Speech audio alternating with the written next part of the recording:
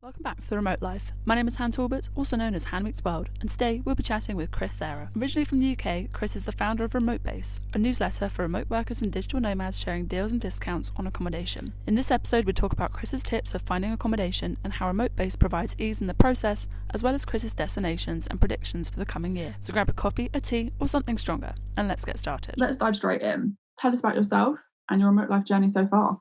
Of course. So you've just introduced me. My name is Chris. Hello. In a nutshell, I've been working remotely since 2017. I've been using all of that time to travel and have worked. I think I've worked from about 5 continents. So basically I haven't been to the North Pole or the South Pole with my laptop. My laptop has been everywhere apart from those 2 places. And to kind of fill in some more gaps on that, traveling was always kind of important to me, but never really something that I felt I did enough of. I hadn't traveled a lot as a child. I went off and traveled as much as I could, as soon as I could, which was kind of after I graduated. And it kind of felt like this rite of passage thing where it's like, okay, I need to do all of the traveling and then I can do the next thing, which is a job and, life. What actually happened was, I did that and it's just still not enough. And I think anybody who's listening probably thinking, I feel the same way, but it's never enough. There's always more to do. There's always the next place to go to and the next adventure to go on. It kind of leaves you with this unscratched itch. And that was the way that it was for me all the way up until 2016. And that's when I got my first remote friendly job. And I say remote friendly because I don't think it was quite remote first or fully remote. It was just kind of an option. It was remote friendly. And that was how it all kind of started, I think. By the time 2017 came around, I'd experimented a bit more and was moving more to fully remote. And then by 2018, I was away. I was on the road and I just haven't looked back since. So at the same time, or at that time, that was with a company. So I was working as a full-time employee. But now I have my own business. So that was another transition that happened over those kind of nearly 6 years, moving out of full-time employment and working for somebody else to now working for myself. Nice. Yeah. So tell us about RemoteBase. And also, if you don't mind me asking, what was the job that you did that was more remote friendly, as you said?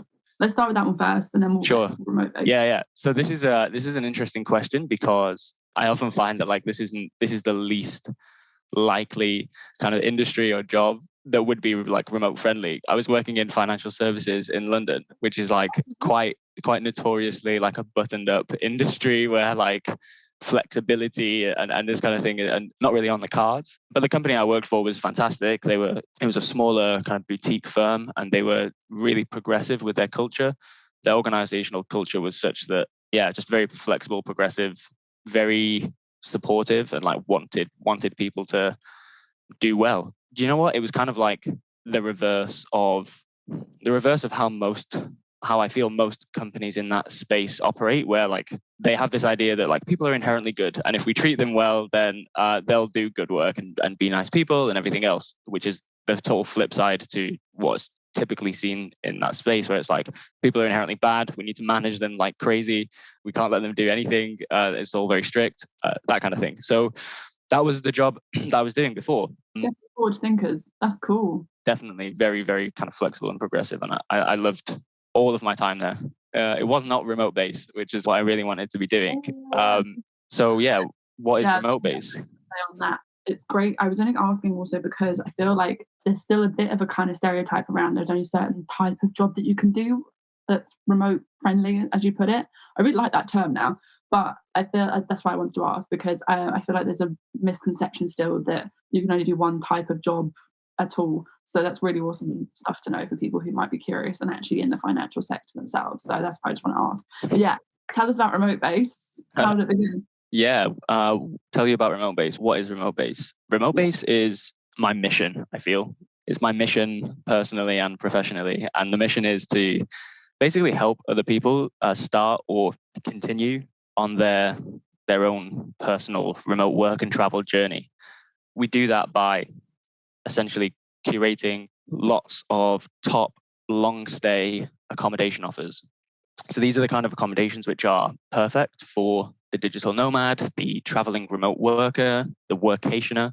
And essentially, that means they will have Wi-Fi, they will have washing machines, they have desks, they have kitchens, actual functional, usable kitchens, and they're in locations which are like appealing to this demographic, this group of people, this community. All of the stuff that we share is available for a 1 month booking or more. Some of them are like 2 months or 3 months. And these are like, it's important, right? Because these are slightly different to the weekend getaways or like the 1 week apartment stays that you might find if you're going for a holiday or literally a short stay. Some of these don't have washing machines or desks, like it's really easy to find. I'm trying to think of examples like Budapest. You can find apartments in Budapest where like they're listed as they have a kitchen, but like really they've got like a kettle and a microwave. And it's because they're built for people to come and visit the city for a weekend. The people who manage the property just expect like, hey, people are going to eat out, they're on holiday, like they're not going to do anything here.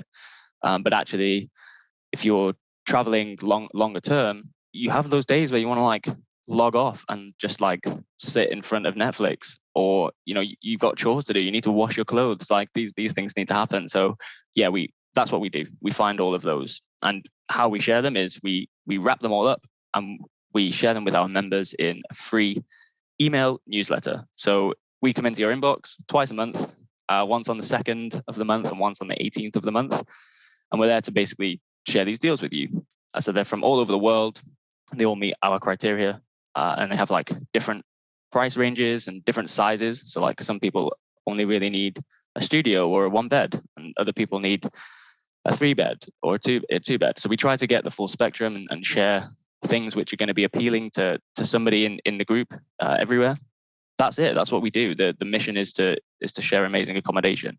The next question is always like, well, how do you monetize it if it's free? I wasn't going to say anything, but I'm sure people might be curious. I think you also put it to your website if people want to go check that out too. But feel free to let us know. Sure, yeah. So, I mean, if you can sign up to this, I'm sure we'll do like show notes and leave links there. But if you're listening and you're really keen and want to go there first thing right now, you can just go to remotebase.co, and that's where you can find us. All we ask for is your email address. So we're not in the business of asking you like for all of your personal information. We don't need your first name, last name, address, like what was the name of your first dog. We don't need all of this stuff. It's just an email address, and then we're going to share really cool accommodation with you. Yeah, monetization is always the question, and people tend to assume like, okay, you're going to monetize with commissions and you're going to share loads of accommodation, which is really high commission for you and maybe not even that good accommodation. But I can happily report we don't do that. We don't earn commissions for bookings. We actually monetize with sponsorship on the free newsletter. So there's just some ads on that. It's like RemoteBase together with whatever brand it is. This is really important to me because it means that we can remain independent. We're not going to be in the business of sharing the things that earn us the most money. We're going to be in the business of sharing the things that are actually good for you and are actually places that you will want to stay in and will enjoy staying in. So yeah, that was important for me. And it all kind of comes together to make sure that RemoteBase is the independent voice of authority for digital nomad accommodation. So you can base it's about trust for me, and we have like nearly 3,000 members, and it's really important to me that everybody who becomes a RemoteBase member knows that they can trust RemoteBase. And I've been living this way for nearly 6 years, and so I kind of know what looks good and what looks bad, and so it's just about being able to share that with the group and share that with all of our members. And there's no harm in getting your coin while you do that as well. Like I think there's a big stigma around, like, just because something. I think just having that kind of sponsorship element is great. That's awesome that you're able to actually work with brands also to bring the best deals possible to people. So that's what I was going to add on that. Like you get your coin. Great, you're doing the work. Yeah, absolutely. It's hard. Like it's not easy work. Sometimes this is not always easy. And brands are like, what I've found is brands want to get in front of this audience, but it's a difficult audience to get in front of because if you're, let's say, all of the traditional targeting, right? Like it's quite difficult because if you're somebody who's moved around across 4 countries in the space of 4 months, like targeting becomes quite difficult across lots of traditional digital platforms. So yeah, being able to just like directly insert your brand in front of this audience is useful for them. Yeah, and the only other thing to add on the monetization is there is a premium membership. So some people choose to upgrade and they go to that. And essentially that lets you choose your preferences. So, if you are somebody who is only interested in traveling in Europe and you need a minimum of 2 bedrooms and you really like staying in cities, then these are the kind of preferences that you can share with us when you upgrade to a premium membership. And essentially what we do there is, you still get the 2 free emails twice a month, but you also get like loaded with all of the deals that we find that match your preferences. So these come like as alerts whenever we find them. They get shared immediately with you. So it gives you loads of time to you just see more stuff, and it gives you the opportunity to book stuff, as it's found, like when it's still like a hot deal, it's fresh. So there's less opportunity or less chance for you kind of missing out on some of those deals.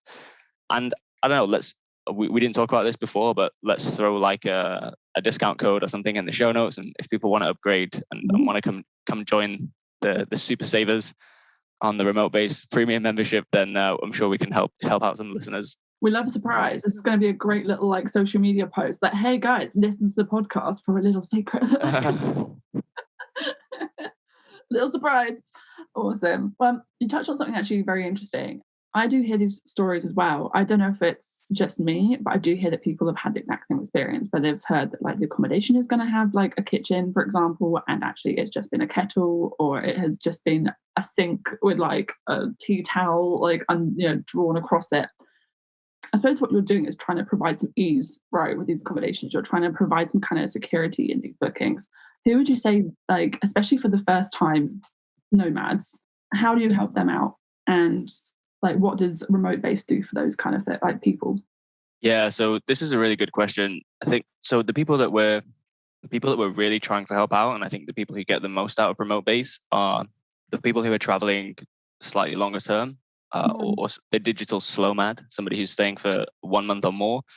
If you are moving really quickly and bouncing between places if you're moving destinations every week or every 2 weeks, then you're probably going to do a lot more eating out, and you're probably not going to unpack, and you're probably not going to settle as much. But really, the offers that we surface and the offers that we share with RemoteBase members are more for the kind of 1 month or more digital nomad, slow traveler, people who want to kind of really experience a place and not settle there, because that has other connotations and it's the other end of the spectrum. But like, you want to feel like you've really been there. That's who we're sharing these with. The kind of people who are going to cook a meal in the place where they visit. So that's going to involve going to a supermarket.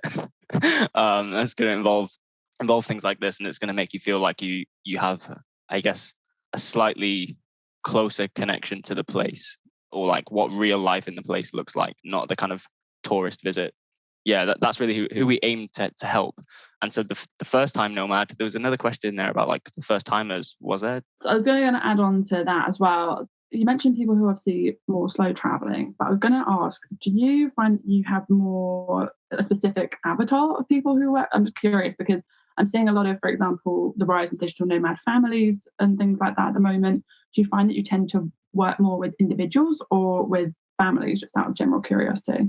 Yeah, so we survey the audience, and this helps us understand like who people are and what accommodation they're looking for. So that's probably the other thing to say, like a very cheeky plug. Like if you subscribe, like do the survey. It takes 4 minutes and 16 seconds. Like, and that was a timing test that I did because I wanted to know how much time I was asking from people. So yeah, it'll take you 4 minutes and 16 seconds. And what we get from that is loads of information about where you're going, where you have been, and where you want to go. Are you traveling as a single person, as a couple, as a family? All of these things. And what I can say is, I think most people on the list are traveling as a couple, and then we have single people on it too, but we also have families. So we still have to cater for the whole spectrum. But like, there's a lot of couples, and I think one thing that does is it helps you up your budget a little bit, without really needing a significant amount more space. So there's a lot of kind of levers there that can be pulled when finding accommodation. The question about families, I don't know. I think we might see more of this into the future. I think there's probably a lot of people out there who do this. I don't think it's like critical mass yet. I don't think it's like, for example, I don't think there's as many families as there are couples. And so that like a lot of the stuff that we see in the industry is still geared toward like the majority of the market. I mean, it's good, right? It means that all of the people who are in the majority get really good offers because everything's kind of positioned that way. But it also means that the families that are doing this in the space, like the providers that are geared towards families, like it's still niche. It's still, I don't think it's still mass market or majority of the market. So yeah, they're able to, I feel like they're probably able to have really good businesses because the customer, if they can get in front of the customer, there isn't very many options for that customer, and it's going to be very highly geared towards them.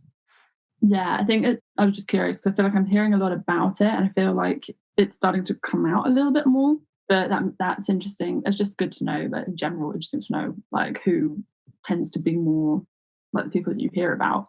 I was going to ask though, you were talking about like what people were searching for. Is there anything? Are you able to find out like what people are largely searching for when they're looking for accommodation? Like, what's one thing that they have to have? Like, whether it's a kitchen or like something, a pool. Yeah, so we don't ask this in terms of preference, not on the survey anyway, because people are like, I don't know, people are humans. Everyone's like got their own quirky preference. Like I have this weird, for me personally, I have this weird thing where I don't like round tables.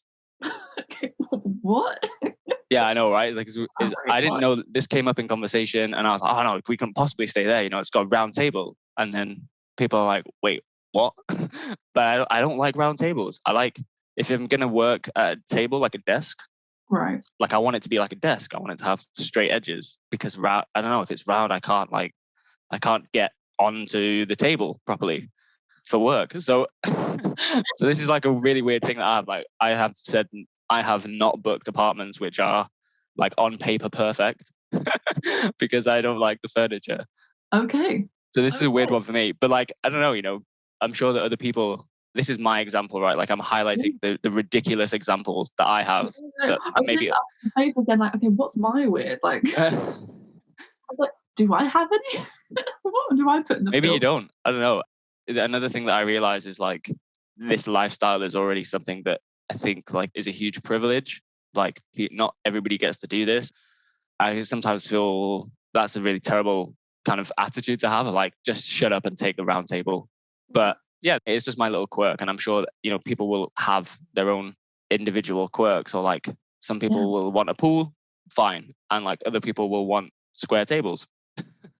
I'm still thinking about it. I'm like, what do I have a weird quirk that like I feel like I'm really boring by comparison now? I'm like, I'm comfortable like, as long as it's like within distance of a town or whatever. Yeah, that's really funny. I would love to know though if anyone has any weird, like, or not even weird, just any like it's not even weird, any specifications. Like, fair enough, you need a desk that is suited to your needs. Like that is okay as someone who works like from wherever.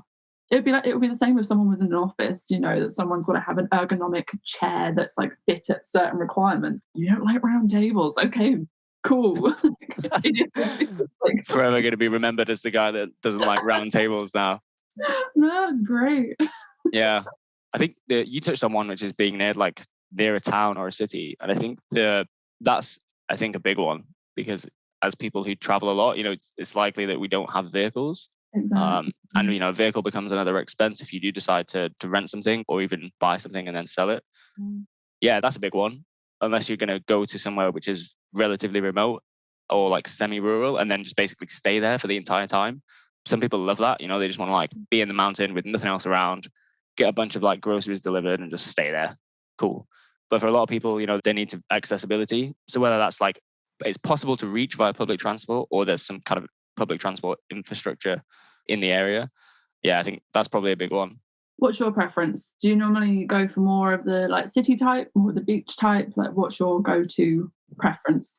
I really like to have, so I have this thing, this perfect 3, which is like if a place has beach access or like access to water, a city, but not too like I'm not really into like the mega city thing, or you know, like the like Bangkok, Tokyo, like the huge cities. That's not really for me, but I quite like there to be a small city or a big town, but that it's still, I like it to be walkable. I don't like to need to get transport in the city. And then the final thing is mountains or nature. Like if I can get those, and it's really, I've been doing this for 6 years. I've only found a couple of these places that kind of meet all of these criteria. In fact, I've only really found, there's like two. I think there's two that I really like, but I'm making trade-offs in all of the places. I'm yet to find the place that has all of these three things. So if you know about these places, then yeah, like come and find me and share these magical destinations with me, because I would love to know them. Have you been to Split? No, I've not been to Croatia at all. Actually, it's on the list for 2023. Try Split in Croatia. Part of me is saying like, no, we don't need any more nomads there. Sorry, Split, but give it a whirl. I, especially in low season, found a place that was a 3-minute walk from the beach, 10-minute walk from the old town, and then just a drive out from the mountains. Yeah, okay, that's very interesting. So like the whole like Balkan region is basically like my adventure itinerary for 2023. Like I need to explore the Balkan countries because I've not been to any Balkan countries. Zero. So yeah, I've been to a lot of places, but I've never been there. And I feel like it might be hiding some gems, as you say. So that's going to be one to check out for sure. I'm feeling very positive now after this mention. Yeah, that was literally me until literally a year ago. I had basically never been to, I think Italy was the first. No, Poland and Italy were probably the closest I had, and Greece. But I'd never been to the Balkans. And then I ended up pretty much spending most of my 2022 going back and forth from there. So got it. You've got a great community. I mean, this is just me plugging now, but and it kind of helps that I've done some work there. But no, definitely put Croatia. Like, I mean, obviously Albania's up and coming now. Bosnia is definitely one I think you should check out as well. Slovenia, give them a whirl. It's great. It's like you can just see my diary. Yeah, you're going to have a great time no matter what. And again, like as we talked about before, this community is so small, so you're going to get there and be like, I know so and so. Like, yeah, great community there already too. But that's so good. Just going back to like kind of first timers and nomads and like, people you're probably looking for. So we're getting a little bit sidetracked. This is like a side conversation. It always happens. Like, you've got to go here. What would your advice be for somebody who is looking for accommodation for the first time? Aside from get RemoteBase. Yeah, I mean, of course, like, comment, subscribe, all of that stuff. Yeah, I don't know. We talked a little bit earlier about kind of the differences between vacations and remote work searches. I think it's really important to like hammer some of this stuff home, because you will just find, I don't know, I think part of this is like you just have to do it and like you'll learn. Like when you land in the first place, you'll be like, okay, we did good, or you'll be like, I wish we were a bit closer to this thing or whatever. But be aware of some of those going into the search, not just in terms of amenities and like wanting to have a kitchen and things like this, but like look at the location. When you're on holiday, you want to be in it, or most people want to be like right in the place where they don't have to go anywhere or do any, like they don't want to have to travel to get to the old town, for example. They want to be in it. Whereas I think for the remote worker, it's okay to be like a 15-minute walk out of the old town, because you're going to be working in the day. You're probably going to be doing stuff online, and you kind of want to keep it at arm's length, as to don't want to be too much of a distraction. You can go there into the evening or at the weekend, cool, but you don't necessarily need to be right in it. That would be one thing. I also talked about the table thing. So consider workspace. Maybe either look for somewhere that's near to a place where you can work, so co-working space or like laptop friendly cafes, or look for a place that has like at least a desk, ideally a desk in a room with a door that you can shut stuff off. Again, that's maybe like some of my own personal preference coming through there. Like other people I don't advise it, but some people can be super productive on the sofa. Like, power to you if you can do that. I cannot. And favorite things. Yeah, I don't know. I think like other stuff outside of accommodation, probably the advice is like more broadly, like you need to kind of know yourself before you do this. You need to know what's going on. That's such a good, I honestly 100% agree. I'm just trying to figure out a way of fitting that in, because that is absolutely one of the things that I say to people is that you've got to know yourself, and like even down to why you want to go remote, like why do you want to become a remote worker, so that you can spend more time on the beach. And like I hear so often like, oh, I read the 4-hour work week and now I want to be a digital nomad. You've got to figure out your reasons for why did you want to Sorry, you didn't read that book. Did I just offend you there? No, it's like I have, but it won't, it's not like the other one that I hear all the time that is like, I sold all my stuff. Like, okay, now what? Like, sold all my stuff, and now I'm gonna be a digital nomad. There's more to it than that, and you have to, like you say, you have to know like why you've done these things and what you're gonna get out of it, or what you want to get out of it. Figuring out what it is that you want to, what you're trying to get from life, and then how you work. For example, I know for myself, I couldn't spend I've talked about this before, but I could never spend, I did 1 year in a corporate environment, working 5 days a week in the same four walls. And that was the worst year of my life, quite frankly. Whereas being able to switch up my environment, whether it's working from a round or a square desk or from working on the sofa, it's very, very different. And it's just being able to understand, I think there's so much importance in being able to figure out who you are as a person and what it is you need from life, not even necessarily from the digital nomad life. What do you need from life? And whether that is, said, working from Airbnbs, making sure that, or going to co-working spaces, being able to travel.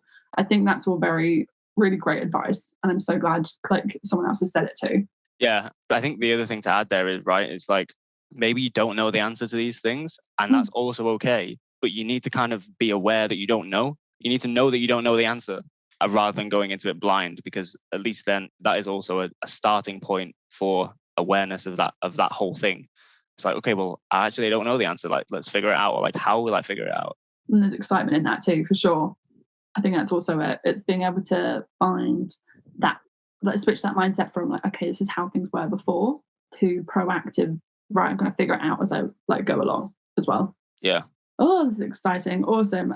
Yeah, so that's all really awesome advice. I'm really glad that like someone else brought up about like trying to get to know yourself as well as part of the digital nomad kind of journey, if you will, because I feel like it's just too many people hop into this life, kind of get a bit scrambled and don't quite know how to figure their way out of it. So that's really great advice.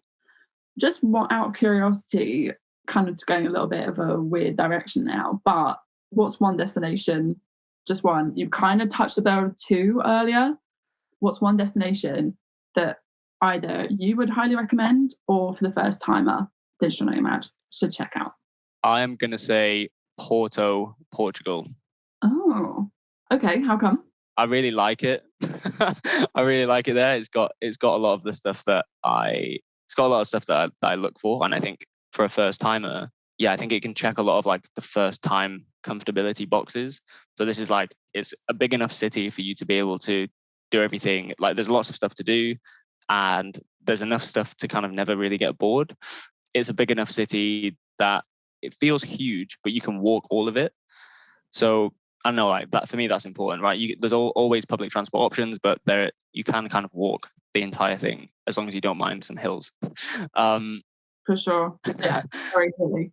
And there's beach access. So the beach is like, if you walk it, you can walk from the city out to the coast, and it's like a scenic walk along the river. It's all very beautiful, and it takes about an hour. So it's like that's a good walk, right? Like, but it's possible. If you want to take a car or a cab, whatever, then you can do that too, and it's really quick. But yeah, it has the city kind of element. There's lots of things to do, and it's also got the beach. It doesn't have the mountains, which make up the three, the perfect destination. But it is what it has got. It's got to a very, very high level of quality. Like the beaches there are really nice. The people are amazing. So we're both from the UK. Obviously, we both speak English. I know you dabble in some other languages as well. So maybe you can even exercise some Portuguese out there. But yeah, if you're somebody who speaks English, Portugal is fantastic. I think it's one of the highest proportions of English speakers outside of English speaking countries. And so you can get by really easily with English language. The cost of living is relatively low. This is a point of contention, actually, I think, with Portugal, because it's gone up a lot in the last few years. It's a place that I'd visited several times, and like going back year on year, you get to see the increase in prices of things. And again, going back year on year, like I've made friends with people who are Portuguese, who are local to these areas, and it's one thing for us to complain and be like, it's really expensive now. But like for a local person, that's amplified, right? Because they don't have the overseas income or like foreign spending power. And so there's that aspect of it. But I think that you can do it sensibly. You can still go to these places sensibly. And Porto is a great place. So really good food. It's relatively cheap, even though it's becoming more and more expensive. Accessibility to the beach. The weather is quite good. It's like a lot of people think of Portugal and they think of Lisbon, or they probably go Lisbon and then the Algarve. Yeah, I think that's like the two popular spots. And so Porto being in the north, the weather isn't as good, but it's not terrible. It's still pretty good, especially if you go in like shoulder season, April to June, or like the other side, September, October time. You'll have good enough weather to be able to enjoy and maybe not have some of like the crowded kind of tourist rush. Yeah. I think also, having been there myself, there's also Selena, there's co-working spaces, there are cafes, like there was already a bit of a community there as well. So, and it's a weird one. I think we're trying to, as a general industry and community now, figure out is how do digital nomads and remote lifers go to a place without having an impact on the general lifestyle and doing things. I suppose it's about figuring out, this is obviously not necessarily for the first timer to figure out, but how do you go to a place and not kind of contribute to the increase in accommodation, the increase in just general cost of living overall. And I think that's definitely going to be an interesting conversation that we're going to have to be dealing with.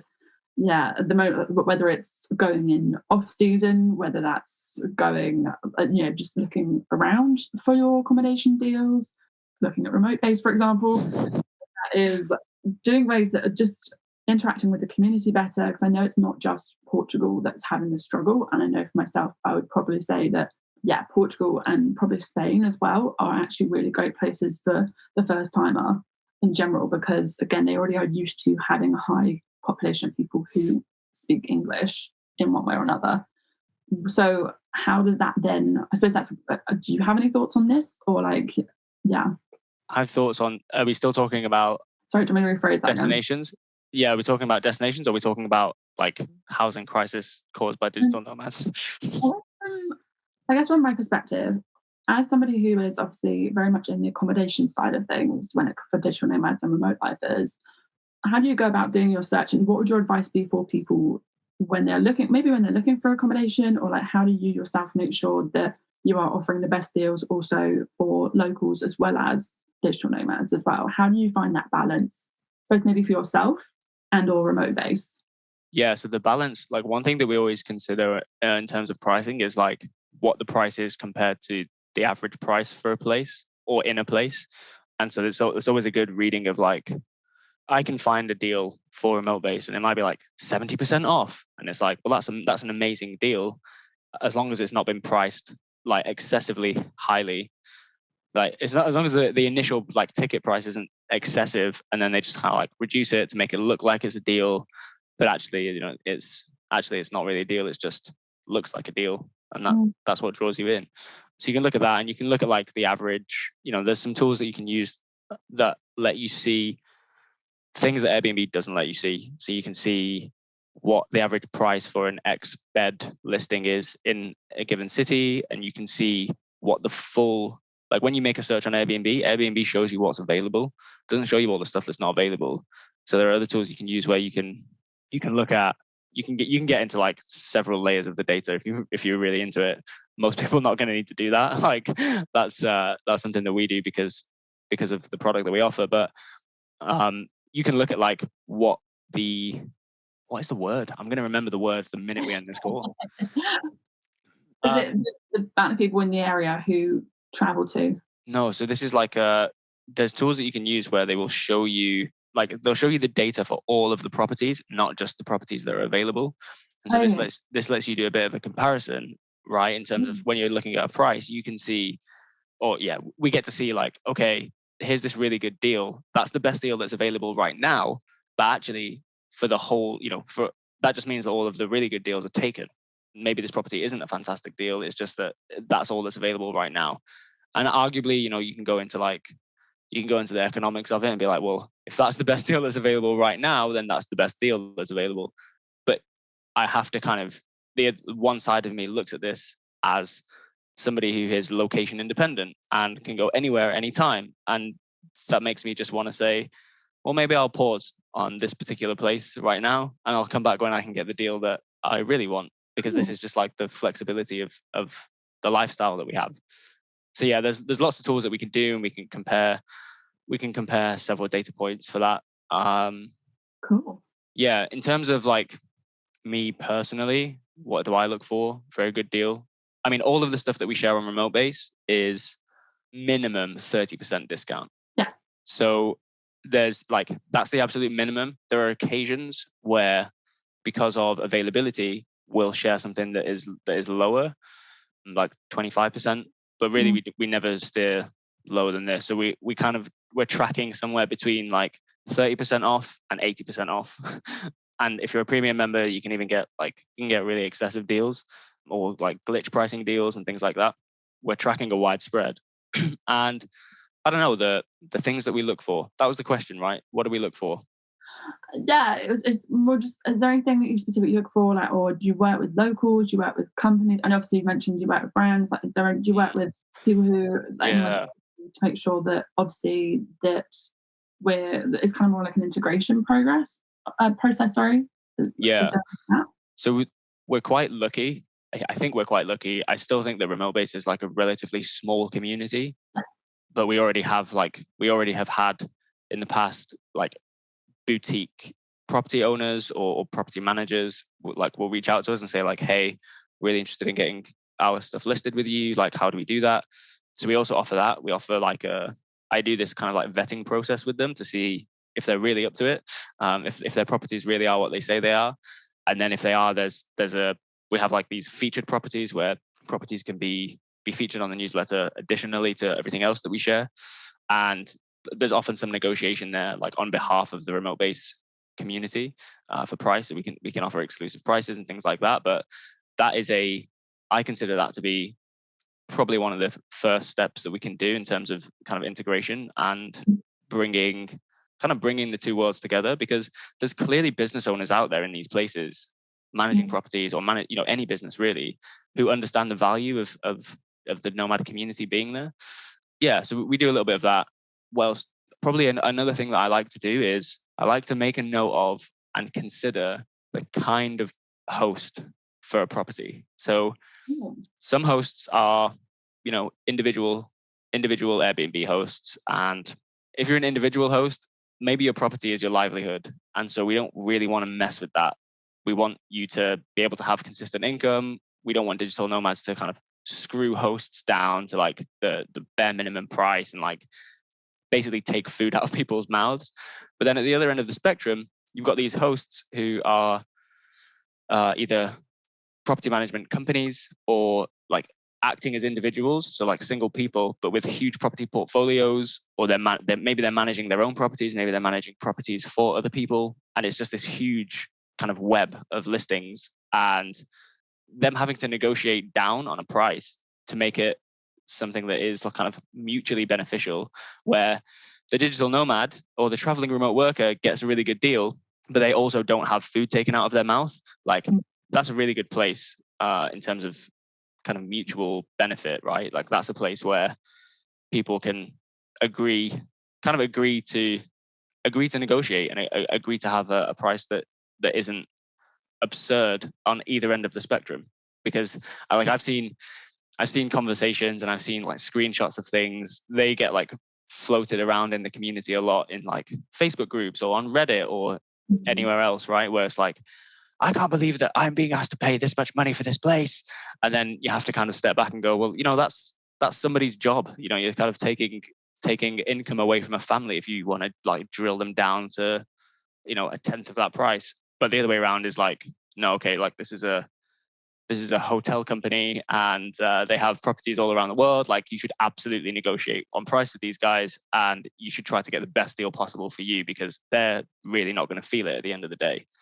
So that's another thing I think that everyone, not just first timers, but like anybody living this lifestyle, like, be cognizant of that and like try to consider that as part of your negotiation tactic if you have one, because you will if you're aware of that and you can kind of enter the conversation with this in mind, you're probably going to come out slightly better than if you don't. You can see where the mission-led part of RemoteBase is coming out when you talk about it. You can see where, like, obviously you've had some experience doing this. That's really cool. Do you have any predictions for 2023 in general when it comes to digital nomad life? Like, this doesn't have to be accommodation necessarily, but do you have any kind of things or like trends that you're seeing more and more of yourself? Yes and no. I'm always really conscious about questions like this because I think that we exist in these echo chambers online where like everything that I see is probably because of the last thing that I saw. And I don't know how much of it is, I don't know how much of the information that I get served is like objective, but I think if we look back at the last few years with the pandemic and everything else, I wonder if 2023 could be the year where like finally we settle a little bit into remote first or hybrid working, where like I think to be honest, I still think there's some more like divisiveness to come with office and remote, and like people, companies want to get people back. People don't really know what they want. They want to be sociable with their colleagues, but they want to work remotely, and no one knows what they truly want, and no one wants to kind of plant a flag in the ground and say like, this is the thing that I want. So I think there's a lot more divisiveness to come there. But ultimately, I think I'm hoping that like 2023 will be the year where some of these ideas finally mature and like people come to understand if they make this choice, like it's not the choice forever, and they can still do both. Like they can have an office, or they can go to an office for 9 months of the year, and then they can travel for 3 months of the year if they want. Like, I don't know. I'm hoping, this is not a prediction, this is more of like a wish. I wish for 2023 to be the year where people find what works for them, and they're able to kind of pursue it. In terms of with accommodation, I think we'll see a lot more. 2022, I think, was the year of co-living for accommodation. Okay. Like co-living exploded, and there's like nuts numbers being delivered in terms of statistics on like new places and bookings, everything else. I think 2023 we're going to see more serious players in the home swap space, because there's house sitting, which is like existed for years and has been really popular in certain communities, even for like backpackers or like gap year people. I think as we see more volume in the number of people who like had traditional lifestyles where they had their home already, and then they wanted to venture into traveling more, like that then leaves them with a home something they should do something with that. So I think maybe we'll see more in terms of the home swap space, because I think the numbers are just going to get to the point where actually that model is feasible. But yeah, it'll be an interesting year for sure. And I'm pretty sure I'll look back at this conversation in 12 months time and be like, nope, totally wrong. Actually, booking.com just did another thing, and now I don't know. We'll see. Who knows? I think this is why I'm so curious, because it could go, I think, especially while it's we were talking about this before we got on the podcast, that the industry itself right now is actually pretty small, relatively small. I think we're all seeing, whether it's an echo chamber or not, I think we are all seeing a lot of the same stuff. So I do completely agree that we're still still figuring things out a little bit when it comes to remote work and remote life. But yeah, I would 100% agree that like even down to, even if people don't want to necessarily go remote, they're just figuring out, is it what they want? They've had 2 years of the pandemic potentially to figure out, is this something that I really want? So even that in itself makes total sense to me. So how that then pans out in 12 months, I'm curious. I'm generally curious. Yeah, so it's going to be an interesting year. I think let's see. I'm going to make a note to link back up with you in 12 months time, and we can have a little chat about who was right, who was wrong, who managed to get this stuff nailed down. Yeah, I think definitely that office space is gonna. I think there's going to be a definite change in how office space is utilized. I think for sure, and I will be very curious. I think especially for yourself in the space right now with accommodation, I think you're going to have a very interesting year in how like that is utilized and how that is monetized, and not just necessarily in the UK, but how that could change or alter slightly as more and more people start doing things like workations, doing things like remote working, or taking like a month out potentially to go travel. So I think for yourself, especially, you're in a very interesting space right now, definitely. So I'm intrigued for you for the next 12 months as well. Nice. Well, thanks. I think so too. I just can't wait to kind of see. What's interesting for me is like this used to be like a project. RemoteBase was always just like a project that I did kind of for fun on top of. I kind of did RemoteBase to get away from the day job. It was like my way of hanging out and doing fun stuff. And now it is the day job. Like now it is what I get to do. And so there's so much fun for me involved in being across all of this stuff. And yeah, being able to kind of deliver that to the RemoteBase community is something that brings me so much joy. Like it's always amazing when we share a bunch of deals and then I get an email back and it's like, hey, I've just booked this thing. And yeah, like that's amazing. So I'm hoping that no matter what happens over the next 12 months, I'm sure lots of fun stuff will happen, but no matter what happens, I'm going to be dedicated to just continuing to deliver all of the top long stay accommodation. And hopefully we can, RemoteBase can be a part of other people's journey, whether or not they're starting out or whether or not they've been at it for years already. Yeah, that's the mission, right? Help people start or continue this lifestyle. Exciting. Okay, one final thing from me. Fill in the blank. Home is where? Home is where my people are. I think like this is a question, right? Where, and anybody, you've been doing this for long enough, right? So you probably get it where people say to you like, oh, like where's your favorite place? Or like where's the best place? And it's such a nice question asked with such like wholesome intention. But I think that it's never really about that. Like a lot of the times the experience that we have in a place is based on the people that are there and the people that kind of share that place with us. So yeah, I mean, and we talked about this earlier, right? Like how small the industry is and some of the same people that we know that we met in places.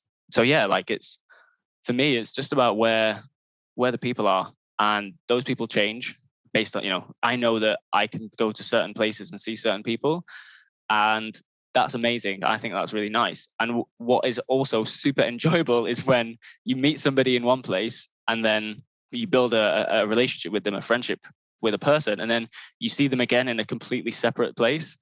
But there's like it kind of almost like enhances that place for you. So home necessarily, I don't think is a particular place. It's like where you find your people. I couldn't agree more. I think more and more people are also saying the same. Home is where it came from, the concept of, for myself, it's not necessarily where I put my laptop down, it's how I stay connected. So as long as I've always got a connection, I feel home. That's where this came from. And I think for myself, definitely over the last couple of years, I felt that more and more with community, with people who are like-minded. And completely agree that it is absolutely like the best feeling when you're like, okay, I'll see you in the next destination. Like,